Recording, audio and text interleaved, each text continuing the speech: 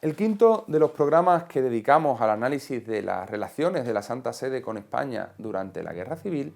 lo vamos a centrar en la cuestión vasca, en el análisis de la situación de la cuestión vasca durante toda la guerra. ¿Por qué? Porque ocupa, o entendemos que ocupa, un lugar central dentro del análisis del objeto de estudio,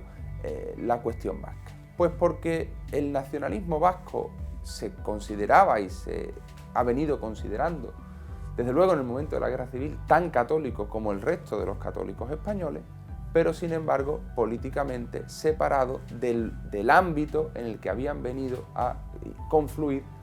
todas las ramas del catolicismo, que era el apoyo más o menos decidido, con más o menos intensidad,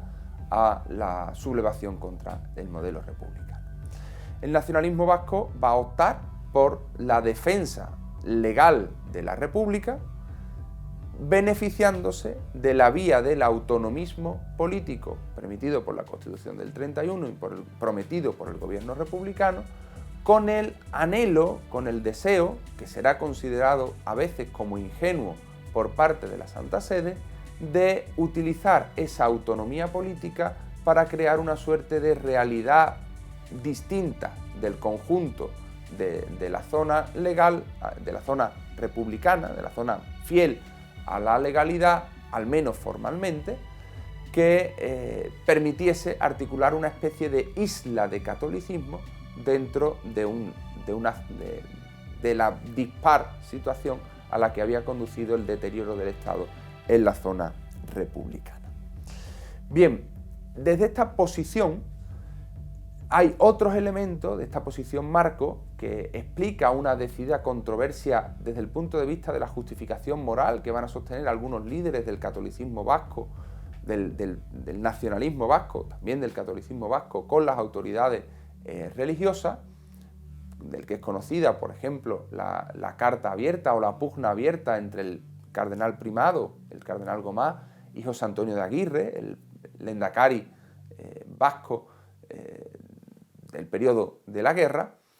pues un elemento central van a ser los pactos o las negociaciones que tienen lugar en el marco de la Batalla del Norte. Nos situamos entonces a la altura de junio del año 37, que es cuando finalmente va a cambiar de lado Bilbao, y se produce a lo largo de ese verano la caída de todo el frente norte, que va a ser integrado en la zona franquista. En este contexto, la Santa Sede ya desde antes venía preocupándose por una posibilidad de integrar o de evitar una lucha, la lucha en general, pero particularmente la lucha entre los católicos, propiciando o animando al general Franco a una especie de acuerdo que permitiera que los católicos vascos o los nacionalistas vascos dejaran de combatir contra él. Por una serie de cuestiones, esas negociaciones no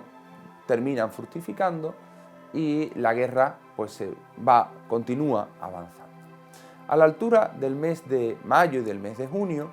esas negociaciones toman como elemento decisivo la influencia o la presencia de las tropas fascistas, de las tropas italianas que están combatiendo en apoyo del general Franco en el norte de España. El Papa recibe entonces, la Santa Sede, recibe el aviso por parte de las tropas italianas de intentar enviar una figura representativa desde el punto de vista eclesiástico que actúe como mediador o que garantice el cumplimiento de rendición de los vascos. Los vascos finalmente iban a rendirse, ese era el acuerdo pretendido, no a las tropas de Franco, sino a las tropas aliadas italianas, y las tropas italianas pretendían, Italia, el conde Chano, su ministro de Exteriores, pretendía que la Santa Sede enviase una figura que autorizara, que velara por el cumplimiento de esos acuerdos y por esa garantía, ¿no? Para evitar una represión que ya se había dado en otra zona durante la guerra. En este contexto, el Santo Padre pide a Franco clemencia en la toma de Bilbao y Franco se compromete a actuar con cierta clemencia. En este sentido, el Papa, como gesto, da el primer paso en el reconocimiento del régimen de Franco a nivel diplomático entre ambas potestades, permitiendo la acreditación del enviado de Franco, Pablo de Churruca, como encargado de negocio ante la Santa Sede. Y desde entonces la Santa Sede comienza a buscar una figura que enviar a la zona vasca para garantizar la pacificación del ambiente, la reconstrucción de la Iglesia y también como un primer enviado sobre el terreno no español para ir puliendo las relaciones que habían de establecerse entre el nuevo Estado, el que terminaría venciendo la guerra, y la Santa Sede. Esta figura va a terminar siendo Hildebrando Antoniuti, hasta entonces delegado apostólico en Albania, que va a llegar a España a finales de julio del año 37 con un propósito muy concreto desde el punto de vista formal. Su propósito era ocuparse de la repatriación de los niños vascos enviados a otros países en previsión de la caída de Bilbao en manos de las tropas franquistas. Las autoridades del gobierno vasco habían organizado la salida de muchos de los niños de la región a otros países. Es un fenómeno conocido y ampliamente estudiado. Hubo niños en muchos países, hubo niños enviados a Rusia y hubo una amplia proporción de ellos que fueron enviados a otros países católicos, esencialmente a Francia, a Bélgica y también a Inglaterra. Enviados allí, en muchos casos, con familias católicas que ahora, a partir del cambio de situación, pues se pretendía volver a reintegrar a sus núcleos familiares una vez que la Iglesia actuaba como garante de la pacificación de la zona. Con este propósito llega por primera vez Hildebrando Antoniuti, que tiene un primer encuentro con el general Franco los últimos días de julio, en el que queda gratamente impresionado del compromiso católico de Franco. Queda impresionado de la catolicidad o de las muestras manifiestas de catolicidad, tanto en la palabra como en muchos de los gestos del general Franco, como de la sensación de paz y de, él dice, cierta prosperidad que caracterizaba las zonas de carretera que él visita. Hay que matizar que Antoniuti otra cosa no, pero recorrer carretera en la España de la guerra pues lo hizo mucho. De hecho, cuando escribe sus memorias dice que su residencia durante aquellos meses fue la carretera, porque él se compromete a residir en Bilbao, va con frecuencia a Pamplona y sobre todo pues va a Burgos y a Salamanca, donde estaban las instituciones del Estado en ciernes. A partir de este encuentro, Antoniuti comienza progresivamente a ir estableciendo relaciones con Franco y a ir preparando el camino para lo que luego será el reconocimiento final de la Santa Sede a la autoridad franquista, una vez corregidos determinados excesos que se habían ido viendo durante la guerra, especialmente pues en cuestiones de prensa o del peligro de la influencia nazi, que va a ser una de las preocupaciones de Antoniuti en ir neutralizando.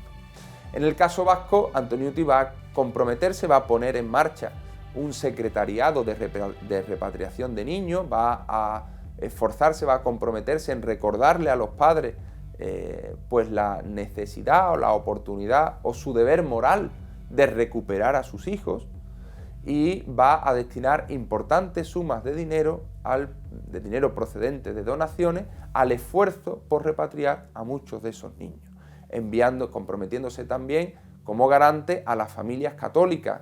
en la mayoría de los casos que habían recibido a aquellos niños, a que podían enviarlos a su lugar de origen con cierta tranquilidad. El frente va a ir extendiéndose, el nacionalismo vasco va a quedar comprometido decididamente con la República, van a trasladar sus estructuras políticas con el gobierno republicano a la zona de Cataluña, el gobierno cuando se establezca en Valencia y en Barcelona, y la iglesia que queda en el País Vasco pues va a quedar sometida a un proceso particularmente difícil. proceso particularmente difícil porque buena parte de su clero, el clero vasco, tenía un compromiso, si no político, con el nacionalismo, desde luego sí con la asistencia espiritual a los judaris y a las tropas que habían participado en la guerra. Buena parte de este clero va a ser enviado a otras diócesis, a veces con un proceso que no termina de convencer en sus garantías a la Santa Sede ni a las autoridades eclesiásticas, y bueno, pues se ve sometido a una tensión entre, digamos, los dos nacionalismos, ¿no? El nacionalismo español y el nacionalismo vasco, que además tiene su manifestación más dura en el fusilamiento de los clérigos, de algunos de los sacerdotes comprometidos con la causa del nacionalismo por parte de las tropas de Franco. Son los únicos casos de sacerdotes fusilados por parte de las tropas franquistas, que es un caso particularmente conocido. Fue una cuestión que hirió profundamente al obispo de Vitoria, a Mateo Mújica, entonces refugiado en Roma, donde pasa la guerra precisamente por tensiones políticas con ambos lados, y desde donde presentará su dimisión al Santo Padre, dolido por la ruptura política, por la ruptura religiosa a la que había conllevado la política en su diócesis, ¿no? Había partido en dos, desgajado al pueblo católico a partir de la controversia política. Esa situación le va a llevar a la dimisión, y a partir de su dimisión se va a abrir el camino a un nuevo gobierno de la diócesis vasca en términos eclesiásticos, que se va a nombrar en la figura de Javier de la Uzurica, hasta entonces obispo auxiliar de Valencia, que será el obispo que termine gestionando pues toda la